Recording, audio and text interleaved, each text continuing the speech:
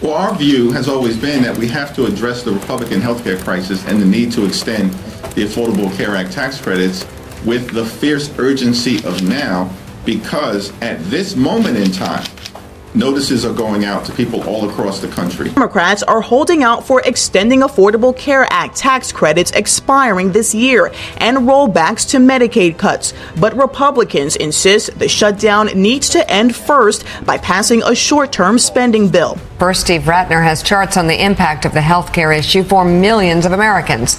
And Steve, your first chart takes a look at which U.S. states use Obamacare the most. The camera drifts across a suburban pharmacy in Ohio. It's early morning, fluorescent lights buzzing faintly as the first customers line up at the counter.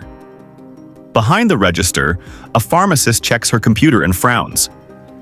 The price of a common diabetes medication has jumped overnight, again. On the other side of the glass, a retired bus driver named Carl waits nervously with his credit card in hand. When the total flashes on the screen, $643 for a month's supply. His shoulders slump. He whispers almost to himself that it used to be $180. The pharmacist apologizes. She's been saying the same thing all week. They say it's the new tariff, she explains quietly. Imported drugs from Canada now have a 100% duty. Everything's doubled across America. This is becoming a familiar story. And it's not just about the price of pills. It's about a policy decision that was supposed to bring manufacturing home, but instead, it's pushing families to the brink and rearranging a North American economy built on trust. The camera cuts through headlines. Drug costs.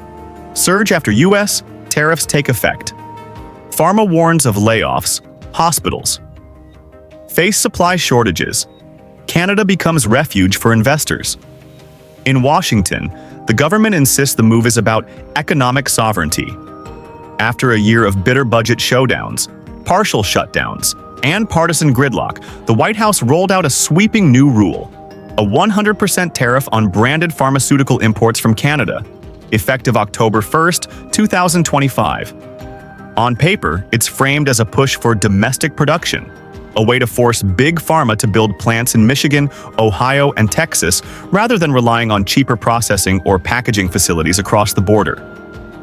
But for patients, insurers, and hospitals, the impact has been immediate and brutal.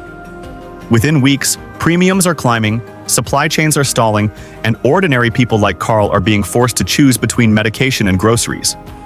Aon's latest health forecast, flashed in bold across the screen, predicts an average 9.8% jump in employer health insurance premiums for 2026, the steepest rise since the early 2000s.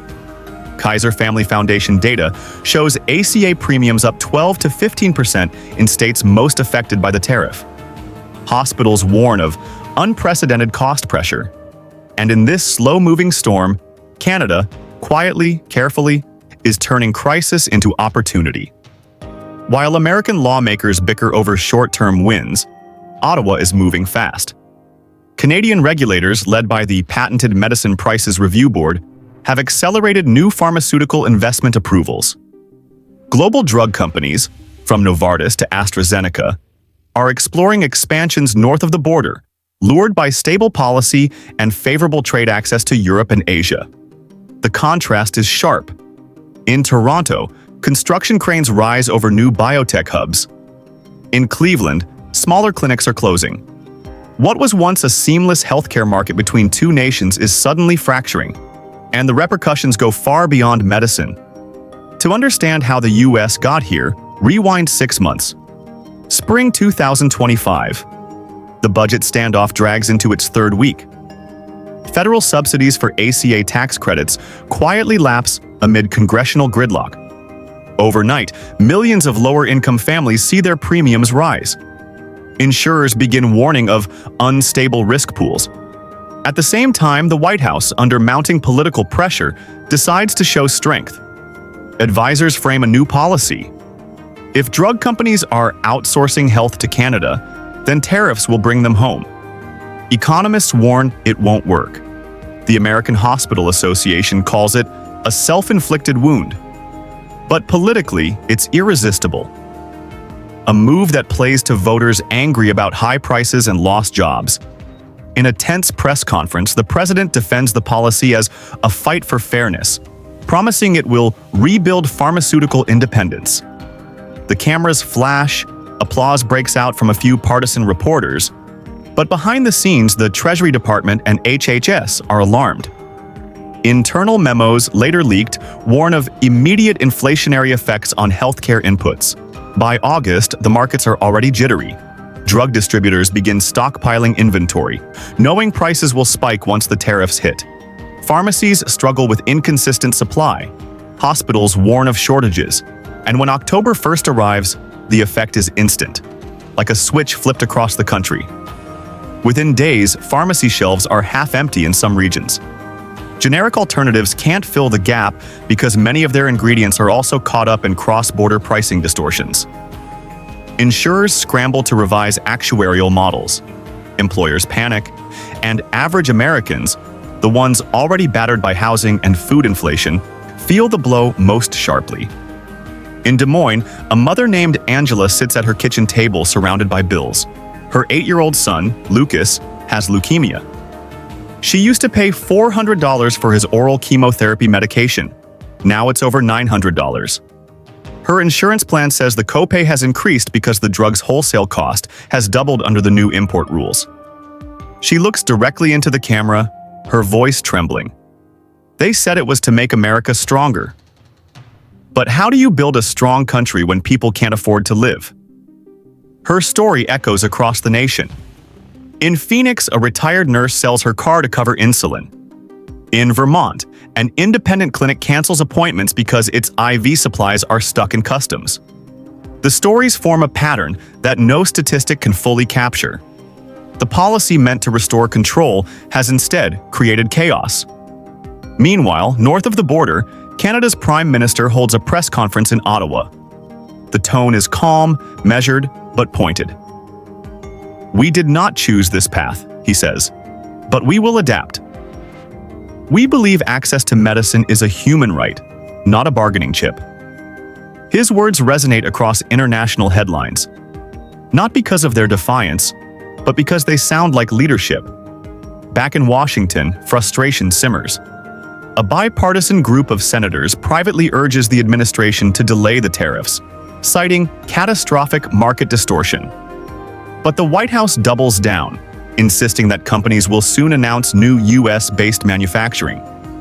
Yet, 6 months in, the opposite is happening. Instead of repatriating production, many firms are rerouting through Europe and Asia, bypassing North America entirely.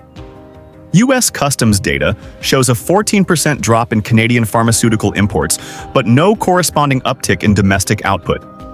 Hospitals are paying more, patients are suffering, and Canada's regulatory stability is suddenly looking like a strategic asset. Economists start calling it reverse reshoring, the unintended migration of investment toward the country the tariffs were meant to punish.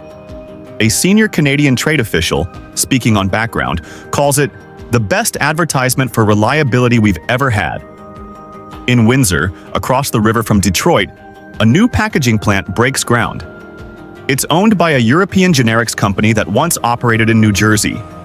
Their spokesperson says the move was purely logistical, but their Canadian tax incentives and EU access tell the real story. For every factory Canada gains, America loses leverage. And yet, the administration refuses to admit fault. Officials frame the spike in prices as temporary turbulence. They point to a handful of pilot programs meant to fast-track U.S. drug plants. But on the ground, progress is slow. Construction takes years. Regulation takes longer. And investors, burned by policy volatility, are wary of returning. The irony is glaring. In trying to punish outsourcing, the U.S. has made itself a less reliable market. The script pauses on a close-up of Carl again, the retired bus driver from Ohio, counting out pills at his kitchen table, cutting them in half to make them last. His wife stands behind him, shaking her head, whispering that they might just drive to Canada, like people used to before border controls tightened. He nods silently.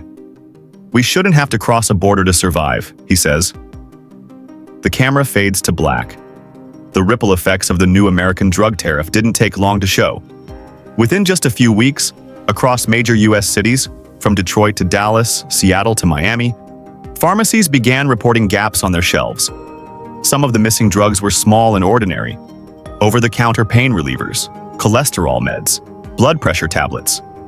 Others were life-sustaining: insulin vials, cancer injectables, and anti-rejection drugs for transplant patients. In Chicago, a mother of two named Danielle Harper stands in a Walgreens holding a prescription for her son's leukemia medication. She's told it's temporarily unavailable. Her voice trembles as she tells the local reporter, "It's not a luxury item." This is my child's life across the country. Similar scenes play out. Families caught between government policy and corporate price wars. The American government framed the tariff as a fairness adjustment, an effort to stop Canadian imports from undercutting U.S. drug makers. But in reality, these imports were lifelines. About 15% of all brand-name drugs sold in the U.S. are produced or distributed through Canadian supply chains. When those routes were suddenly taxed at 100%, wholesalers panicked. Prices doubled. Some shipments stopped completely. Meanwhile, Canadian pharmaceutical exporters, from Toronto to Montreal, faced confusion and chaos. Orders were canceled overnight. Warehouses filled with unsellable inventory. The CEO of a small Ontario firm told CBC News, "We built our business around reliability and trust. Now, overnight, the border has turned into a wall." As America's pharmacies ran dry, Canada saw an unexpected twist.